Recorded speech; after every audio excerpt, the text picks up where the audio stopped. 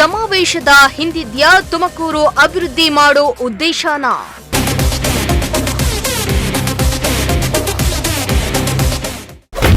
ತುಮಕೂರನ್ನ ಬೆಂಗಳೂರು ಉತ್ತರ ಎಂದು ಘೋಷಿಸಿ ಎಂದ ಪರಂ.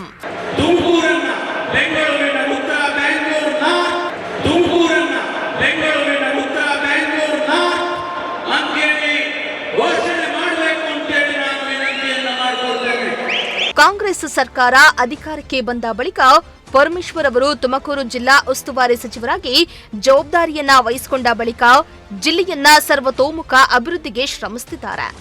ತುಮಕೂರು ಬೆಂಗಳೂರು ದಶಪಥ ಹೆದ್ದಾರಿ ನಿರ್ಮಾಣ ಆಗ್ತಾ ಇದೆ. ಅಲ್ಲದೆ ಅಂತಾರಾಷ್ಟ್ರೀಯ ಕ್ರೀಡಾಂಗಣಕ್ಕೆ ಗುದ್ದಲಿ ಪೂಜೆಯನ್ನ ನೆರವೇರಿಸಿದೆ. ಸಾಲದಕ್ಕೆ ರಾಜ್ಯ ರಾಷ್ಟ್ರ ಮಟ್ಟದ ಹಾಗೂ ಅಂತಾರಾಷ್ಟ್ರೀಯ ಮಟ್ಟದ ಕ್ರೀಡೆಗಳು ನಡೆದು ಯಶಸ್ವಿಯಾಗಿದ್ದು ತುಮಕೂರು ಜಿಲ್ಲೆಯಲ್ಲಿ ನಾನಾ ಕ್ರೀಡಾ ತರಬೇತಿ ಕೇಂದ್ರಗಳು ತಲೆ ಎತ್ತಿವೆ.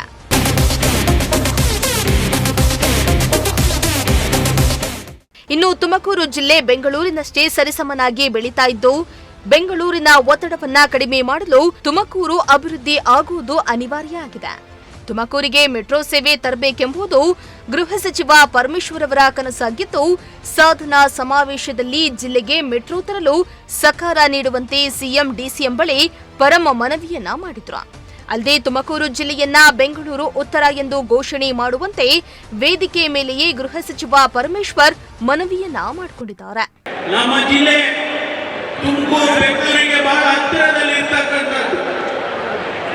ಕೇವಲ 60 ಕಿಲೋಮೀಟರ್ ಇರ್ತಕ್ಕಂಥ ಈ ತುಮಕೂರನ್ನ ಬೆಂಗಳೂರಿನ ಒಂದು ಭಾಗ ಆಗಿ ಮಾಡಬೇಕು ಅಂತ ಹೇಳಿ ನಾನು ಒತ್ತಾಯ ಮಾಡ್ತೇನೆ.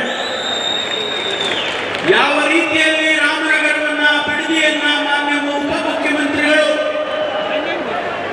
ಬೆಂಗಳೂರು ದಕ್ಷಿಣ ಅಂತ ಹೇಳಿ ಮಾಡಿದ್ದಾರೆ, ಅದೇ ರೀತಿಯಲ್ಲಿ ತುಮಕೂರನ್ನ ಬೆಂಗಳೂರಿನ ಉತ್ತರ ಬೆಂಗಳೂರು ನಾರ್ತ್ ಅಂತೇಳಿ ಘೋಷಣೆ ಮಾಡಬೇಕು ಅಂತೇಳಿ ನಾನು ವಿನಂತಿಯನ್ನ ಮಾಡಿಕೊಳ್ತೇನೆ. ಈಗಾಗಲೇ ತುಮಕೂರಿಗೆ ಮೆಟ್ರೋ ರೈಲನ್ನು ತರೋದಕ್ಕೆ ಯೋಜನೆಯನ್ನು ಸಿದ್ಧ ಮಾಡಿದ್ದೇವೆ. ಮಾನ್ಯ ಮುಖ್ಯಮಂತ್ರಿಗಳು ಬಜೆಟ್ನಲ್ಲಿ ಹೇಳಿದರು, ಯೋಜನೆಯನ್ನು ಸಿದ್ಧ ಮಾಡೋದಕ್ಕೆ ಮಾಡಿ ಅಂತಕ್ಕಂಥ ಮಾತನ್ನ ಯೋಜನೆ ಬಜೆಟ್ನಲ್ಲಿ ಹೇಳಿದರು. ಅದರಂತೆ ಇವತ್ತು ಯೋಜನೆ ಸಿದ್ಧವಾಗಿದೆ. ಅದನ್ನು ಕೂಡ ಮಾನ್ಯ ಉಪಮುಖ್ಯಮಂತ್ರಿಗಳು ಅವರ ಖಾತೆಗೆ ಬರ್ತದೆ. ಅವರು ಮತ್ತು ಮುಖ್ಯಮಂತ್ರಿಗಳು ಅದನ್ನ ಸಾಕಾರ ಮಾಡಿಕೊಡ್ಬೇಕು ಅಂತೇಳಿ ನಾನು ಅವರಿಗೆ ಈ ಸಂದರ್ಭದಲ್ಲಿ ವಿನಂತಿಯನ್ನು ಮಾಡುವುದಕ್ಕೆ ಬಯಸ್ತೇನೆ. ಇನ್ನು ಪರಮೇಶ್ವರ್ ಮನವಿಗೆ ಡಿಸಿಎಂ ಡಿಕೆ ಶಿವಕುಮಾರ್ ಪರೋಕ್ಷವಾಗಿ ಸಮ್ಮತಿ ನೀಡಿದಂತೆ ಕಾಣ್ತಾ ಇದ್ದು ತುಮಕೂರು ಅಭಿವೃದ್ಧಿ ಆಗೋದು ಅನಿವಾರ್ಯ ಎಂದು ತಿಳಿಸಿದ್ರು. ಇದು ಧಾರ್ಮಿಕ ಆಧ್ಯಾತ್ಮಿಕ ಅನ್ನ ಅಕ್ಷರ ಆಶ್ರಯ ನೀಡಿದಂತಹ ಒಂದು ಪವಿತ್ರವಾದಂತಹ ಭೂಮಿ. ಈಗ ತಾನೇ ಡಾಕ್ಟರ್ ಪರಮೇಶ್ವರ್ ಅವರು ಹೇಳ್ತಾ ಇದ್ದಾರೆ, ಬೆಂಗಳೂರಿಗೆ ಜನಸಂಖ್ಯೆಯನ್ನ ನಿಯಂತ್ರಣ ಮಾಡಬೇಕಾದ್ರೆ ಈ ಬೆಂಗಳೂರಿನ ಉತ್ತರ ಭಾಗದಲ್ಲಿ ಒಂದೇ ಒಂದು ಉಪಾಯ, ಈ ತುಮಕೂರನ್ನ ಎರಡನೇ ಬೆಂಗಳೂರಾಗಿ ಪರಿವರ್ತನೆ ಆಗಬೇಕು ಅನ್ನೋದು ಅವರ ದೊಡ್ಡ ಸಂಕಲ್ಪ ಇವತ್ತು ಅವರು ವ್ಯಕ್ತಪಡಿಸಿದ್ರು. ನಾನು ಕೂಡ ಅವರ ಕೈಯನ್ನ ಜೋಡಿಸಿಗೆ ಇಚ್ಛೆಯನ್ನು ನಾನು ಪಡ್ತಾ ಇದ್ದೇನೆ. ರಾಜ್ಯದ ಸರ್ಕಾರ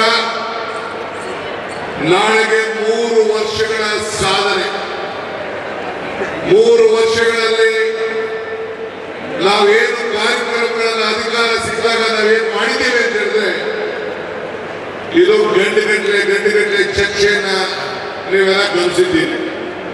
ಇನ್ನು ಮುಂದುವರೆದು ಮಾತನಾಡಿದ ಪರಮೇಶ್ವರ್, ಡಿಸಿಎಂ ಡಿಕೆ ಶಿವಕುಮಾರ್ ಅವರು ಜಲಸಂಪನ್ಮೂಲ ಸಚಿವರಾಗಿದ್ದು ತುಮಕೂರು ಜಿಲ್ಲೆಗೆ ಜೂನ್ ಜುಲೈನಲ್ಲಿ ನೀರು ಬಿಡಲಾಗತ್ತೆ ಅಂತ ಡಿಕೆಶಿ ಅವರು ಹೇಳಿದ್ದಾರೆ. ತುಮಕೂರಿನ ಜನತೆಗೆ ರೈತರಿಗೆ ನೀರಾವರಿ ಸಂಬಂಧ ಯಾವುದೇ ತೊಂದರೆ ಆಗಲ್ಲ ಅಂತ ಭರವಸೆಯನ್ನ ಕೊಟ್ಟಿದ್ದಾರೆ. ಇವತ್ತು ಆ ಕಾರ್ಯಕ್ರಮ ನಡೀತಾ ಇದೆ. ಮಾನ್ಯ ಉಪಮುಖ್ಯಮಂತ್ರಿಗಳು ಇರಿಗೇಷನ್ ನೀರಾವರಿ ಸಚಿವರು ಕೂಡ ಆಗಿದ್ದಾರೆ. ನನಗೆ ವಿಶ್ವಾಸ ಇದೆ, ಅವರೊಂದು ಕಡೆ ಹೇಳಿದ್ದಾರೆ, ನಾವು ಮುಂದಿನ ಈ ವರ್ಷದ ಜೂನ್ ಜುಲೈ ತುಮಕೂರಿಗೆ ನೀರನ್ನ ತರ್ತೇವೆ ಎನ್ನುವಂತ ಮಾತನ್ನ ಮಾನ್ಯ ಉಪಮುಖ್ಯಮಂತ್ರಿಗಳು ನೀರಾವರಿ ಸಚಿವರಾಗಿ ಹೇಳಿದ್ದಾರೆ. ನಾನು ಅವರಿಗೆ ವಿಶೇಷ ಅಭಿನಂದನೆಯನ್ನು ಸಲ್ಲಿಸೋದಕ್ಕೆ ಬಯಸ್ತೇನೆ. ತುಮಕೂರು ಜಿಲ್ಲೆ, ಕೋಲಾರ ಜಿಲ್ಲೆ, ಚಿಕ್ಕಬಳ್ಳಾಪುರ ಜಿಲ್ಲೆಗೆ ಕುಡಿಯುವ ಅಂತೇಳಿ ನಾನು ಕೂಡ ಅವರಲ್ಲಿ ವಿನಂತಿಯನ್ನು ಮಾಡಿಕೊಳ್ತೇನೆ. ಒಟ್ನಲ್ಲಿ ಕ್ರೀಡಾಕೂಟ ಸಾಧನಾ ಸಮಾವೇಶವನ್ನ ಹಮ್ಮಿಕೊಳ್ಳುವ ಮೂಲಕ ಜಿಲ್ಲೆಯ ಸರ್ವತೋಮುಖ ಅಭಿವೃದ್ಧಿಗೆ ಪರಂ ಶ್ರಮಿಸುತ್ತಿದ್ದಾರೆ. ಕಾರ್ಯಕ್ರಮಗಳ ಮೂಲ ಶಕ್ತಿ ಪ್ರದರ್ಶನ ಮಾಡ್ತಿದ್ದಾರೆ. ಇನ್ನು ಪರಂ ಮನವಿಗೆ ಸ್ಪಂದಿಸಿ ಸಿಎಂ ಹಾಗೂ ಡಿಸಿಎಂ ತುಮಕೂರು ಜಿಲ್ಲೆಯನ್ನ ಬೆಂಗಳೂರು ಉತ್ತರ ಅಂತ ಘೋಷಣೆ ಮಾಡ್ತಾರಾ ಇಲ್ವಾ? ಬೆಂಗಳೂರು ಉತ್ತರ ಜಿಲ್ಲೆ ಘೋಷಣೆಗೆ ಜಿಲ್ಲೆಯಲ್ಲಿ ಜನರ ಪ್ರತಿಕ್ರಿಯೆ ಹೇಗಿರಲಿದೆ ಅನ್ನೋದನ್ನ ಕಾದ್ ನೋಡಬೇಕಾಗಿದೆ. News desk Prajashakti TV Tumakuru.